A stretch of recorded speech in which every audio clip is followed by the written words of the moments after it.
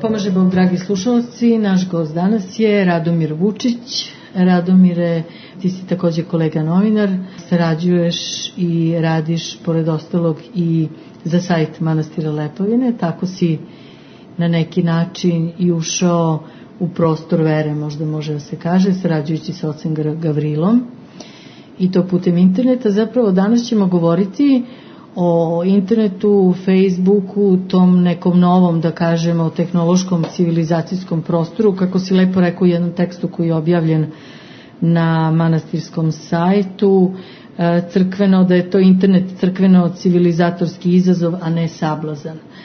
Mislim da bi, ako bi pisali neki tekst za novine, možda mogao da bude naslov za i protiv interneta, ti si svakako za.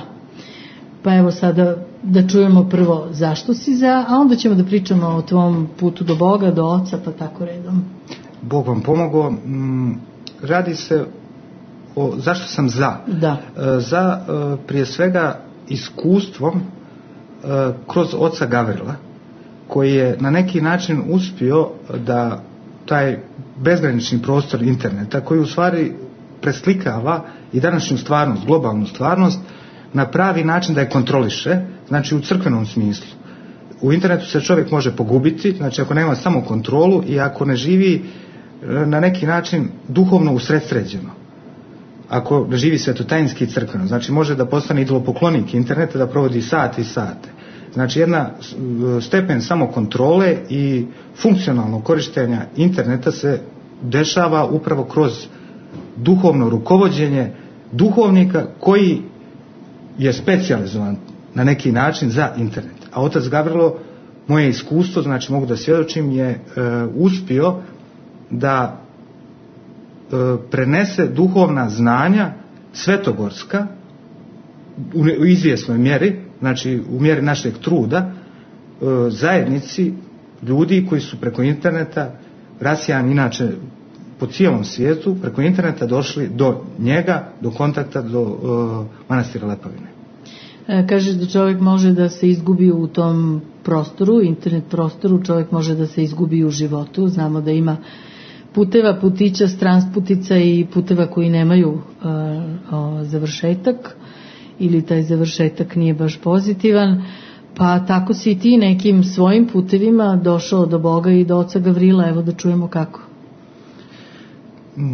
Taj put je, mislim, sad Bog sami zna kako je, gdje je prapočetak bio, znači čije su molitve uticale, ali uglavnom negdje prije ko zna koliko godina sam jednostavno došao do sajta Manastira Lepovine i čitao, bez dubljeg zalaženja u to ko to postavlja. Tada nisi živio sam na ovim prostorima, bio si u Berlinu, jel? U Njemačkoj, u našem hramu Svetog Save su isto dijelili časopis Put, istina i život, koji se tada u štampanoj formi publikovao i znači to je bio prvi susret. Naredni susret, ajde tako da kažem za mene lično, bio je sa ocem Aleksejem na aerodromu. Zajedno smo letili iz Tivta u Beograd. Naredni susret je bio jedan brat iz Berlina koji je možda mnogo duže u vjeri nego ja, pomenuo mi je oca Gavrila i pominjao par puta. Sljedeći susret je bio da sam slučajno, pošto je otac Gavrilo bio svojevremeno i duhovnik srednjoevropske eparhije i dolazio je u Berlin, kod jedne porodice sam našao ikonu Majke Božje Lepavinske i tako malo pomalo, znači to je tokom godina, uvijek su bili neki doticaji.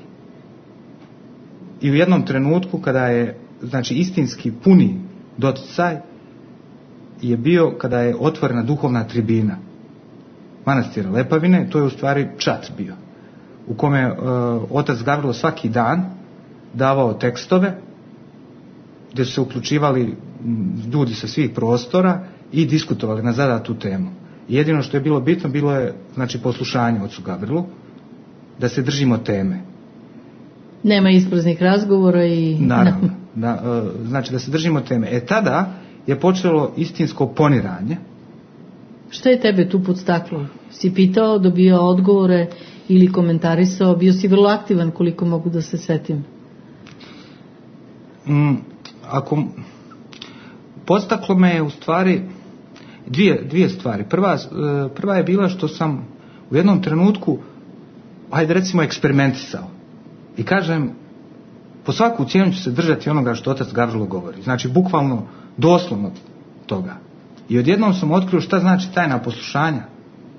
Mislim, kako se nevjerovatni prostori, fantastični prostori duha i vjere otkrivaju kroz apsolutno poslušanje. To je išlo do te mjere da je u jednom trenutku otac Gavrilo napisao kao ova godina će biti beričetna. Međutim, on je napisao sa IE, znači kao bir, njemačko biričetna, i tako da je bilo dvostruko. Znači, odjednom sam primijetio da danima poslije toga da sam počeo da kupujem pivo u samoposluzi i da pijem pivo. I to si se, šta je to? Pa ne, pio sam neki Budweiser i u jednom trenutku kažem ocu Gavrilu, oče, znači vaša svaka riječ odjednom, mislim, pored toga što je zaista bila godina na neki način u duhovnom smislu i u svakom drugom, meni je bila beričetna, ali je bila barem nekoliko nedjelja dok to nije prestalo, bila je i nekako pivska godina.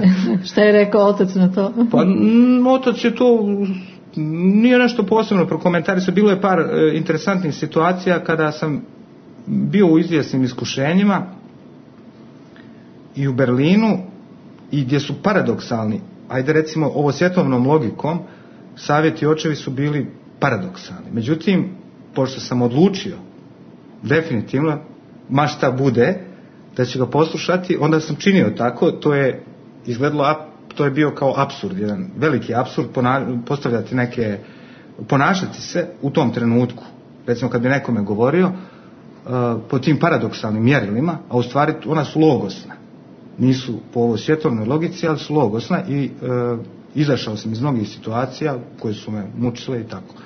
Znači, to su više iskustava, skoro svaki dan je bilo jedno otkrovenje. I mnogi, znači, sa kojima smo, mnogi braće i sestre sa kojima sam i danas u kontaktu, preko manastira Lepovine smo došli preko oca Gavrila u kontakt i formirali tu jednu komunu ili community ili zajednicu, duhovnu zajednicu. U stvari oni potvrđuju, imaju slična iskustva, znači svako u svom nekom kontekstu životnom. Znači, zapravo tebi je internet i kompjuter otvorio jedan sasvim novi svet, duhovni svet. I novi svijet, i što je interesantno, čak i u stvarnosti, znači u realnom životu, znači to nije samo virtualna stvarnost, nego i realna stvarnost, svakodnevnica. Čovjek je na neki način, pogotovo ako živi u dijaspori toliko dugo, ja sam preko 20 godina, odrastao sam u dijaspori u Njemačkoj, znači postoji nekakva otuđenost u izvjesnoj mjeri od sopstvenog naroda ili sopstvene duhovnosti, znači stalno ste pod utjecajem recimo nekog drugog duha. I tek, znači, pravu mjeru sabora sam osjetio kroz Lepavinsku zajednicu. Ja sam išao i u Rusku crkvu, tamo sam, Vaskrsenja Hristovog u Berlinu. Naravno, to je, znači, isto pravoslavni narod, isti je duh svuda. Ali tu neki svoj okvir, u svom sopstvenom narodu sam otkrio kroz manastir Lepavin. Mada su dolazili iz mnogih drugih naroda, posjećivali Lepavinski sajt i duhovnu tribinu, pogotovo sa našeg govornog područja. Znači, bilo je ljudi rimokatoličke vjere, pripadnika islama i tako. Pored te duhovne tribine, koja je zaista bila očigledno plodotvorna i korisna, mislim da će i kao rezultat, pored ostalog i te tribine, uskoro izaći i knjiga očeva, gde će biti i odgovori duhovnoj deci i puno toga. Otac je započeo i neke druge projekte na internetu. Pa evo, pored ostalog, sada postoji i Radio Blagovest. Taj radio, prema nekim podacima, kako mi je rekao brat Nenad, koji takođe sarađuje sa ocem, redovno prati 1000 ljudi. Svake večeri, ja mislim od 10 do 11 uveče, otac čita akatiste i čita tekstove. Zanimljivo je, eto recimo to treba pomenuti, znaš bolje od mene jer si redovnije na sajtu, ja naprosto ne stižem, ali eto koliko mogu uputim se, da je jedan, to je zanimljiva zaista priča, jedan Indus je, ne znajući šta je, dok je išao na posao, svoj MP3, mislim, stavio slušalice u uši i slušao je, ne znajući da je to Akatis na srpskom. Njemu se to toliko dopalo i kad je stigao na posao bio je smiren, potpuno drugačiji od uobičajenog svog dolaska, jer je bio nervozan zbog gužve, zbog kašnjenja i tako. Imao je potrebu da stupi u kontakt sa ljudima sa Lepavinskog sajta i onda je dobio čak i neke vrlo korisne odgovore. Ja neću čitati sada njegovo celo pismo koje stoji tamo na internetu, ali evo recimo, pored ostalog, on je rekao, pročitaću samo jedan deo: verujem da istinska ljubav, mislim na ljubav, ne na strasti, kako on kaže, koje se često sa ovim brkaju, može postojati jedino u braku. Brak nije samo puki zvanični status, ne, to je odluka da se ceo život živi sa nekim, bez obzira kakve se nedaće mogu javiti. Par donosi ovu odluku zajedno, izjavljuje javno i od Boga traži blagoslov. Onda njihova osjećanja postaju zasnovana na nečem što je dovoljno snažno, pre ovoga ne možete preći liniju. On je dobio odgovor na svoje pitanje na Lepavinskom sajtu i kaže: ovo je zaista lepo što sam pročitao, ovo će mi dati pravi put kako biti živ i kako voleti. Hvala iz dubine mog srca, kaže Amal Patil iz Indije. Pretpostavljam da si i ti pročitao njegovo pismo, ali zaista je zanimljivo da je on, slušajući, ne znajući šta sluša zapravo, osjetio tu božansku iskru u srcu. Pa, vjerovatno to su neka niskofrekventna zračenja, možda neka atonalna na neki način. Božanska energija. Pa, to, mislim, teško je prebaciti se, znači on je potpuno iz drugog kulturnog kruga, ali mada znamo da je apostol Toma putovao po Indiji, tako da... Da, pa znači dopiru, znači svetogorski taj duh dopire čak i do Indije i dalje, ko zna gdje dopire. Pa mislim, to je interesantno, on pominje tu brak i ljubav, vrlo interesantno, u stvari punu, u stvari učenje o ljubavi. Šta je istinska ljubav i požrtvovanje, tek kod, evo sad lično, sam otkrio baš kroz oca Gavrila, koji je u svakom trenutku, kada je najpotrebnije bilo, znači, evo recimo i neki dan, imao sam neko, ajde recimo, određeno iskušenje, vrijeme je posta i čovjek hoda po gradu i tako, ljetno je vrijeme, i otac Gavrilo se u pravom momentu se javlja telefonom, znači telefonom, on se javlja i kao, u stvari šalio se nešto, tako da mi je razbio potpuno taj neki, vjerovatno i tom Indicu. Mislim, ja sam nedavno gledao Dolinu cvijeća, jedan film ovdje u Beogradskom kulturnom centru, i onda odjednom vidim paralelu Dolina cvijeća, u stvari čak mi Lepavina izgleda, pošto otac Vasilije je dobio, on ima to svoje poslušanje da ruže gaji, i u ovoj Dolini cvijeća ovdje u Beogradu, što se također imaju interesantne slike koje su me podsjecale na Lepavinu. I onda baš u tom trenutku, pa da čovjek uvijek sebe osjeti ili negdje prepoznaje. Kad sam gledao taj film, otac Gavrilo pušta i kaže, i preko telefona kaže: brate Radomire, kao došli smo i do Indije. Tako da vjerovatno svi od nas koji gledaju, u stvari posjećuju Lepavinski sajt, prepoznaju sebe negdje, pogotovo u postavci tekstova koje otac Gavrilo, znači nije samo uradio blagovijesti, nego, znači to je paralelno sve ide, koje svakodnevno postavlja na Lepavinskom sajtu. To je specifična jedna vrsta duhovnog rukovođenja. Izvori su, mogu biti politika, politikin zabavnik, izgleda čak na neki način malo komično. Međutim, daleko od toga, vrlo su, znači, čovjek se ustrojava, počinje istinski da se ustrojava, prateći te tekstove, prateći radio blagovijesti. Svako večer, neko večer je bilo, postavio je otac Gavrilo tekst o Svetom Jovanu Šangajskom, i to večer nisam na vrijeme uspio da slušam Akatis koji je u 10 sati, nego negdje u 3 poslije ponoći uveče, čak nisam išao u kući nego u dopisništvu sam bio, a bio sam, moram da priznam, bio sam na neki način išao po kafićima i tako dalje. Sada pustim znači Akatist, arhivu i nađe se. Arhivu, da, i jednostavno počnem zaspem, polusnu sam nekom i slušam kako otac sluša Makatist i čitanje iz knjige Veče u pustinji Svete Gore arhimandrita Jeroteja Vlahosa i u jednom trenutku kao da je oživio glas oca Gavrila i kaže neki idu i provode noćni život i pa može se desiti idu po kafićima, ne mole se i tako. Probudi se ti. Ne da sam se probudio, nego sam pao iz te, imamo neku tamo fotelju, ja sam bukvalno pao, prepao se i onda naravno to je taj moment, znači kad se čovjek ponovo vraća, znači vraća se, usredsređuje se ponovo duhovno i tako. To su uvijek, svaki dan je nešto neobično.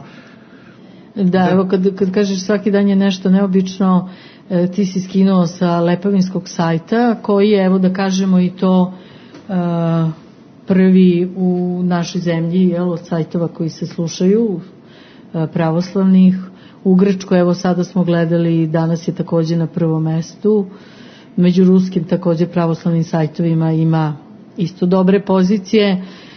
Tako da je taj dugogodišnji rad oca Gavrila misionarski zaista urodio plodom. I prosto mislim da je to na neki način veoma teško i objasniti. Otac Gavrilo je duhovnik koji je odrastao po našim manastirima od malih nogu, od 13. 14. godine u manastiru, dugo je bio u Svetoj Gori, pa onda po Crnoj Gori i Srbiji također. I on je samouk, on nije se učio informacionim tehnologijama ni na fakultetu, ali je zaista duboko shvatio civilizacijsku poruku koju internet može da prenese ljudima. I za razliku od mnogih drugih sveštenika i duhovnika, on ne osjeća taj strah i prosto ne plaši ljude. Kaže da mu se javlja dosta mladih ljudi koji pročitaju ili čuju neke tekstove koji su protiv interneta, protiv Facebooka i bivaju zastrašeni da ne žele čak ni da sednu za kompjuter. Šta ti o tome misliš? Pa znači, pretpostavljam da se strah javlja u stvari kod onoga ko nije u svom vjerskom kultu temeljen. Znači, kod njega postoji sigurno, trebalo bi da postoji strah od novoga ili strah od nepoznatoga. Interesantno je da se Bog na različite načine pokazuje. Znači u drugome se pokazuje. I čak i u vrijeme, znači kada je istorijska ličnost, Isus Hristos, bio na zemlji, da su mnogi od tih novina, znači od novoga zazirali. Fariseji, Jevreji, tako. Tako da mislim da je pogrešno znači apsolutno negirati novinu. Pogotovo, i zašto kažem da su oni koji su novi u vjeri, znači nisu kultivisani u vjeri, oni imaju taj strah. Međutim, neko koji je dugo i koji ima neko sigurno duhovno rukovodstvo, on prepoznaje znači u svemu novom ne samo tračak, nego i strukturu božanskog domostroja. I kada se prepozna ta struktura, onda nije sablazan novina, pogotovo ne tehnička novina. I ima još nešto što je zaboravljeno, zaboravljeno u našoj svijesti, da tehničke inovacije, znači darovi i talenti koji su dati naučnicima, koji su znači kreirali to, da to dolazi od Boga i da postoji jedna nit, znači svega u ovom svijetu jedna božanska nit. Znači postoji u pozadini svega, pa i interneta i mnogih stvari je božanska kreacija. Znači po Božjem promislu i dopuštenju je to stvoreno. I sada da mi kažemo, znači da kažemo ne, to je nešto đavolsko, to govori više o nama. Znači govori šta je na neki način u nama samima. To bi po toj istoj logici stvari mi bi negirali uopšte korištenje, recimo da sveštenstvo i ljudi koji su vjeri da koriste automobile, mobilne telefone, automobile ili bilo šta drugo. Čak je interesantno da je crkva uvijek bila na neki način prednjačila u inovacijama. Znači ona je bila taj motor, izvrtlo ga, u stvari ne da je bila, nego i danas jeste. Samo što ljudi nijesu svjesni, znači iz molitve Znači, iz molitvenog, stvaralačkog vrtoga nastaje svijet. Nastaje na neki način svijet i nastaju tehničke inovacije. I to je ono što ljudi zaboravljaju i moguće da vjerovatno i neki u vjeri koji su, ali novovjerci, neofiti, da isto da to zaboravljaju. Господи, помилуй, Господи, прости, помоги мне, Боже, крест свой донести. Ты прошел с любовью свой тернистый путь, Ты нес крест безмолвно, надрывая грудь, и за нас распятый много Ты терпел, за врагов молился, за врагов скорбел. Я же слаб душою, телом также слаб, и страстей греховных я преступный раб. Я великий грешник на земном пути, я ропщу, я плачусь, Господи, прости. Помоги мне, Боже, дай мне крепости, чтоб свои я страсти в сердце угасил. Помоги мне, Боже, щедрою рукой, не спасли терпение, радость и покой. Грешник я великий на земном пути, Господи, помилуй, Господи, прости. Грешник я великий на земном пути, Господи, помилуй, Господи, прости. Takođe, danas se puno govori o tome, često se u novinama piše, što znaš i sam. Ljudi se opet dele za i protiv Facebooka, da li crkveni velikodostojnici, vladike da imaju Facebook, da se tamo pojavljuju, komuniciraju. Tu se opet pojavljuju nekakvi strahovi i bojazni. Otac Gavrilo to isto na vrlo lep način objašnjava, da straha nema ako čovek razume savremenu tehnologiju i zna šta sa njom hoće da postigne. Šta ti o tome misliš? Da li bi ti komunicirao sa nekim vladikom ili komuniciraš preko Facebooka? Imaš li potrebe? Da, komuniciram, pa uključio sam se na Facebook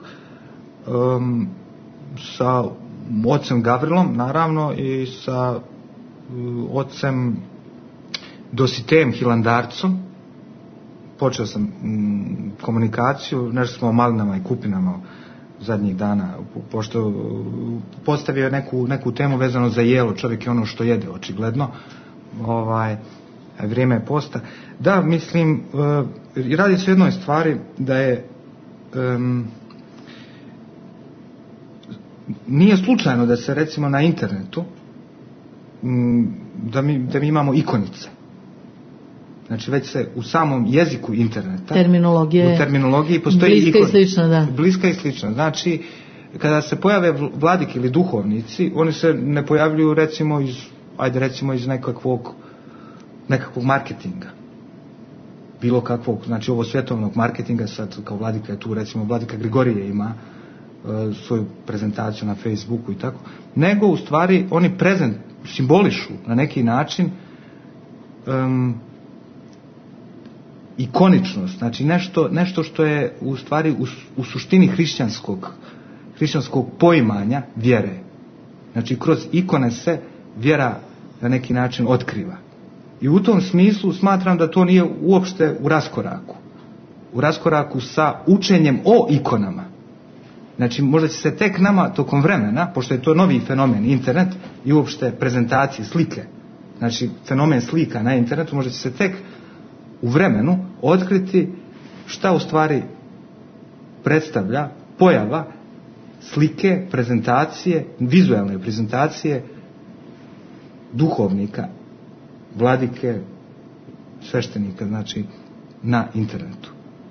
Znači ovo je tek jedan prostor prostor koji još nije ocrkvenjen, ovo su prvi koraci. I pitanje na koji način, šta dolazi, znači šta je pred nama, na koji način će se u crkvenom smislu ustrojiti taj virtualni prostor. To je na neki način izazov. I na taj izazov, znači, treba da odgovorimo. Ne samo kao, znači, to je odgovor i na život, na izazov života.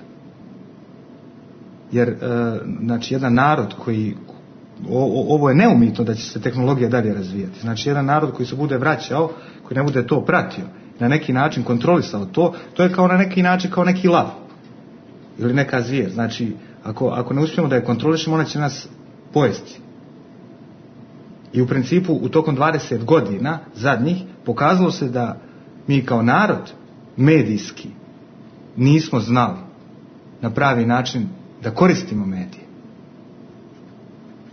Tek danas, znači, javlja se svijest i u tom smislu otac Gavrilo prednjači, na neki način on je, ajde da kažemo, i za svetovnjaka, pa eto, znači proročki ili svetovnim jezikom neka avangarda, znači on prednjači u tom smislu da shvatimo šta znači internet. U naučnim krugovima to je već poznato. Međutim, znači, u vjerskim krugovima, kažemo u naučnim krugovima koji nisu u vjeri, znači te stvari su toliko daleko otišle. Znači mi već kaskamo. Znači pretpostavlja se da bi trebalo, znači, mislim, po moje iskustvo je da bi trebalo mnogo brže ili na neki način usrednije se krenuti u te prostore. Da, zapravo zahvaljujući misionarenju oca Gavrila, evo čuli smo kako je jedan Indus došao do reči Božije, dobio je odgovore na neka suštinska pitanja. Ako se pogleda broj posetilaca i oni koji dolaze na sajt, pošto tu ima tekstovi na stranim jezicima, može se vidjeti da ih ima iz svih delova sveta. Ali ono što, da nastavimo priču o Facebooku i o duhovnim tribinama, svakako za tebe kao hrišćanina da je veoma bitno da su tvoji hrišćani, da tako kažemo, danas ljudi kažu tvoji ljudi, u nekom tvom domenu, da postoji i taj tvoj lobby, možda se može i tako reći, na internetu. Znači ti kad imaš vremena ili kad imaš neke želje da se družiš, ukucat ćeš par rečenica tamo na internetu i bit ćeš sa svojima, što je danas vrlo bitno u ovom otuđenom svetu. Pa u stvari iskušenja čovjeka koji je sam, pogotovo ako gledamo sada da se narod, znači rasijao, bukvalno većina, 40% već žive u dijaspori. Živjeti, moje iskustvo dijaspore, znači biti sam u nekom stranom prostoru je, znači, ogromna su iskušenja i mogućnost tamo gdje ne dopire, gdje nema crkvene parohije, znači gdje jednostavno sveštenik nije u blizini, gdje nema crkve u blizini, momenat taj da možemo s nekim podijeliti koji je iz našeg duhovnog, znači duhovnog nam sroda, to je vrlo bitna stvar da se ne bi pogubili. I u stvari na neki način imperativ, bukvalno za crkvu, doslovno imperativ je, znači da se taj dio naroda našeg da se sačuva, jer oni će, znači to su izgubljene duše ili dugoročno postoji opasnost da se izgube. To je znači dijaspora u neku ruku gubeći čak neke teritorije, što je interesantno, gubeći Kosovo, gubeći, evo recimo zadnjih godina, odjednom Srbi se kao sele, pošto ima taj, ajde recimo, kao kažu nebeski narod, pa se seli u virtualne prostore, možda je to neko podnebesje, ali možda se pretvori u nebo. Zašto da ne? Da, nikad se ne zna. Pa mislim, otac Gavrilo pokazuje da se taj dio, barem Lepavinski sajt, duhovna tribina, zajednica oko Facebooka, sad ćemo vidjeti kako će to ispasti, ali ja računam da, mislim, uopšte ne sumnjam u to da će... Zajednica oko Facebooka, jel? Pa, zajednica oko Facebooka, znači zajednica prijatelja ili, znači koji se lagano se ustrojava. Hajde sad da se iz tog virtualnog prostora preselimo u manastir, znači ti si se družio, da tako kažem, dobijao odgovore, bio poslušan i onda si jednog dana stigao do manastira Lepavine. I kako je izgledao taj susret sa ocem i sa manastirom? Da li je odgovarao nekoj tvojoj praslici, da tako kažemo, tom tvom virtualnom prostoru? Pa tu nema nikakvog, znači ništa, to je sve podudarno. Znači, išlo je paralelno. Preko Zagreba sam se, u stvari iz Njemačke sam se preko Zagreba vratio u Srbiju, u Lepavini bio i tu je sve ono što se dešava. Znači, što sam otkrivao u nekom, ajde recimo širem smislu, što sam otkrivao preko sajta, preko tog internet kontakta, potvrdilo se u samoj Lepavini, samo što je bilo mnogo koncentrisanije. Šta si to otkrio, ajde evo da kažemo i... Pa otkrio sam recimo teologiju kuhinje kod oca Marka.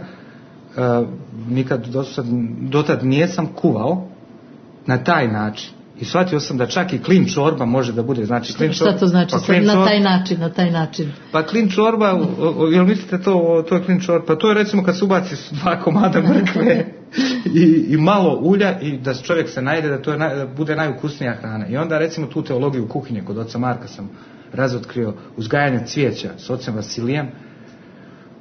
Nešto sam malo i o osmoglasniku, dok je otac Teofan čuvao ovce, pa smo obližili... Koze, jel? Koze i ovce. Da, koze i ovce. Si čuvao i ti? Nijesam se udostojio, pošto me otac Gavro morao sam da prevodim tekstove, ali inače ponekad me dozvolio da prošetam s ocem Teofanom i onda recimo čitavo to ustrojstvo koje postoji na lepavinskom sajtu, znači to je u stvari duh ajde recimo lepavinski duh konkretni koji postoji, znači u toj dolini, Cvjetnoj dolini, manastir Lepavina, 4 monaha i poneki poslušnici, dolaze ljudi i tu se u stvari svaki dan isto čudesne stvari događaju. Fantastične i mislim interesantno. Čovjek počinje da voli život. Znači konkretni život počinje da voli, bez obzira gdje se nalazio. Što je meni onda u jednom trenutku je bilo interesantno, ja se vratio, znači vraćam se onda u Srbiju, na neki način matičnu zemlju, ali shvatam, pa u stvari mogao bi da živim bilo gdje. Znači poslije tog susreta, tog otkrovenja života, znači da je život lijep, znači da nije sve recimo naopako, sivo, ovo ono. Kako ljudi vole da kažu haos, katastrofa i već velike reči za male stvari. Da, znači u stvari počinje čovjek pa onda mislim su u sebi, pa mogao bi živjeti u Japanu i u Indiji, svejedno. Ako si sa Bogom, jel? Da, pa naravno. Znači, put, istina i život, kao što je na... Da. Da li si nekad pomislio da ostaneš u manastiru kod oca? Pa, pravo da vam kažem, pomišljao sam i u stvari osjećam nekako manastir Lepavinu, pošto sam kao beskućnik stalno cijel svoj život, jer sam rođen u Sarajevu, pa porijeklom iz Hercegovine, pa ne znam više odrastao u Berlinu i tako, onda nekako mi je manastir Lepavina kao najviše osjećam kao neki svoje utočište, dom. Mislim, čak i sada kad živim u Beogradu, koga volim, uvijek se u mislima mi je Lepavina kao tamo taj krug. To nije veliki krug. Međutim, odjednom, zavolio sam uopšte taj predio, tamo Podravina. Zahvaljujući tribini i druženju sa braćom i sestrama na Lepavinskom sajtu, proširio si i krug poznanika, prijatelja. Da, i to je isto interesantno. Mislim, svuda gdje čovjek krene, uvijek neko ima. Od, ajde recimo, lepavinaca, kako bi rekao, koji su malo pod utjecajem. Ne malo je, nego svuda su, znači, rasijani i onda čovjek nigdje nije usamljen. Nema usamljenosti. Znači, u Beogradu već su neki me dočekali, u Sarajevu, u Zagrebu, bilo gdje. Da sada odem, ne znam da li imamo nekoga na Islandu. Mislim čak da ima, moguće da čak ima, trebalo bi vidjeti ko se uključuje, ali mislim da čak ima na Islandu, da je o Japanu da ne govorim. Znači... Da. Evo ti si doneo ovdje i opasne reči koje vrebaju na internetu, to si skinuo sa Lepavinskog sajta, otac je to priredio za one koji dođu i posete, pa evo da čujemo koje su to opasne reči koje vrebaju i šta je otac napisao. Pa moguće da ne mora znači da su toliko opasne, ali su interesantne. Evo recimo ovdje kao phishing, tehnika internetske prevare koju kriminalci koriste da bi korisnike nagnali na odavanje povjerljivih privatnih podataka, poput lozinki i brojeva kreditnih kartica, vrlo slična hoaksu. Ima neke stvari koje uopšte nisam znao, to je nedavno pustio otac Gavrilo, da vidimo šta je hoaks poruka. Poruka neistinitog sadržaja, poslata s ciljem da se zastraši i dezinformiše primalac i nerijetko da se prevari.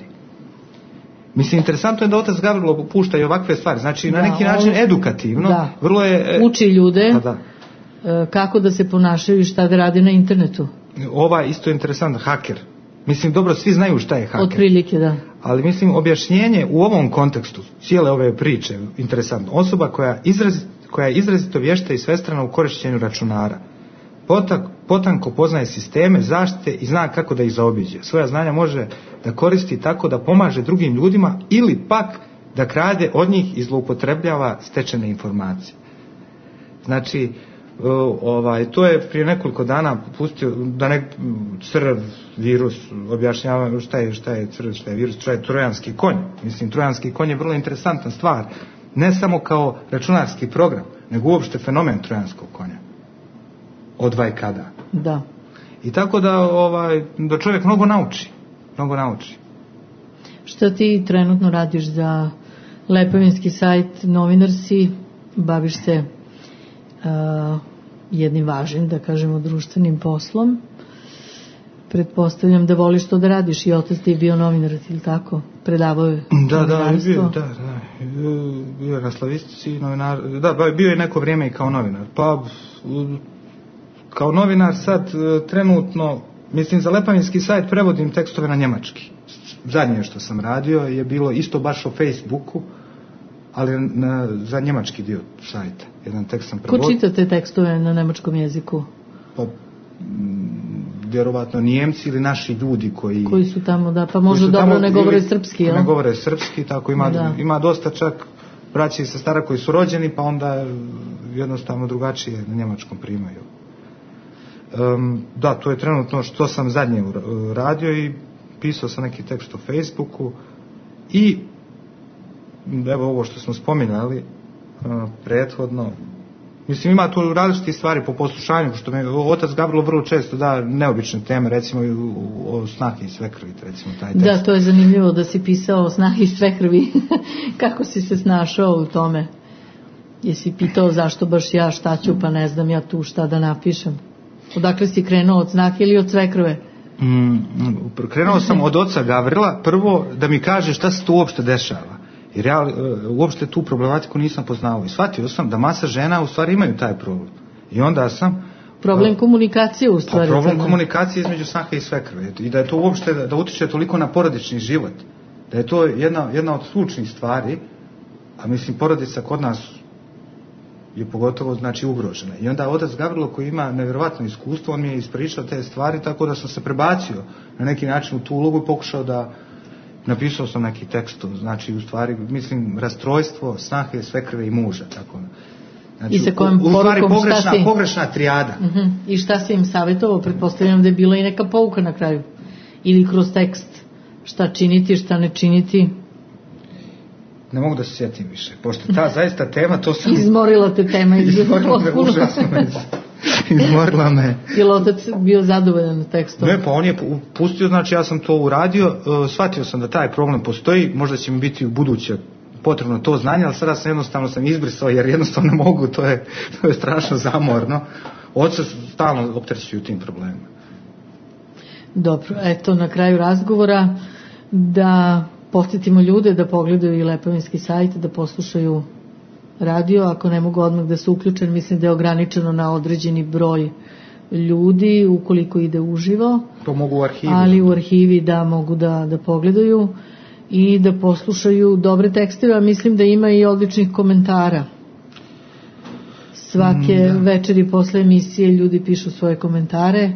Po mene je iznenadilo recimo sestra Branka Talić, ona u zadnje vrijeme pravi o Isusovoj molitvi nevjerovatno, mislim pogotovo taj zadnji jedan tekst je toliko sažeto, recimo čak neke stvari koje čovjek u današnje vrijeme nema ni vremena da se toliko koncentriše i da čita, recimo, evo ja sada nisam uspio da čitam Veče u pustinji Svete Gore i ona je vrlo koncizno napravila jedan tekst, zadnji dan je to bilo sa slikama sa Svete Gore, otkrivalački tekst, naravno isto po poslušanju, recimo ona interesantne tekstove piše, prevodi sestre Radmile iz Londona. Da, dragocjeni su. Su isto otkrivački, uglavnom sa ruskom. Zamislite, iz Londona sa ruskom. Da, Radmila neumorno piše i radi i zaista taj krug se stalno širi. Da, širi se.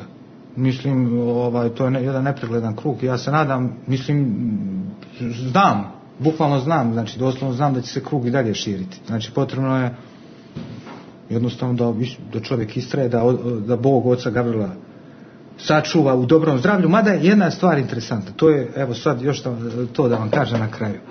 Kad je duhovna tribina bila, znači to je čat taj, vjerski, otac Gavrilo morao da ide u banju Mlječanicu. I sada, on je toliko bio bolestan, da sam ja imao utisak da on u Lepavini, kao iz ležećeg tog nekog stava, da on piše, da komunicira s nama i zaista smo bili zabrinuti šta će se s njim desiti. Međutim, on je s takvim radošću i veseljem otišao, znači uspio je iz nemogućih situacija i položaja, znači ležećeg stava, da drži cijelu tu zajednicu, globalnu zajednicu, duhovnu zajednicu, da je drži. To je nevjerovatno. I vratio se, naravno, iz Mlječanice se vratio preporođen. Sad se bavi gimnastikom i tako, i tim fizikalnim vježbama. Znači, ja apsolutno vjerujem. Nadam se da će se to nastaviti i proširiti dalje. I da će se uključiti mnogi drugi duhovnici. Jednostavno, to je potrebno. Danas je to realnost. Jer, pazite, u crkvama, u inostranstvu, skuplja se po 10-15 ljudi na bogosluženjima. Znači, da bi se ljudi ponovo povratili, znači, kako? Preko interneta. Znači, preko te svjetske mreže ima masa ljudi sada, interesantno u Berlinu, ima čitava jedna grupa ljudi, znači nekolike hiljade ljudi koji su došli 90. godina, visoko kvalifikovanih ljudi, koji su svi na internetu. Ti ljudi nisu uopšte crkveno, uopšte nisu crkveni. Nisu u crkvi zapravo. Ne samo to, nego nisu u crkvi, uopšte misionarski ne dopiremo do njih. Na koji način doprijeti do njih? Znači direktno preko interneta, jer oni su svi ili su inženjeri, ili bave se genetikom, biotehnologijom. Znači, na onaj način na koji si ti došao, jel? Pa u principu na taj način, da bi došli i da bi posjećivali u svoj nedeljna bogosluženja, da bi se molili, pričašćivali, ispovijedali. Znači to je smisao. Jer sam internet bez toga nije funkcionalan, ali to vodi ka tomu.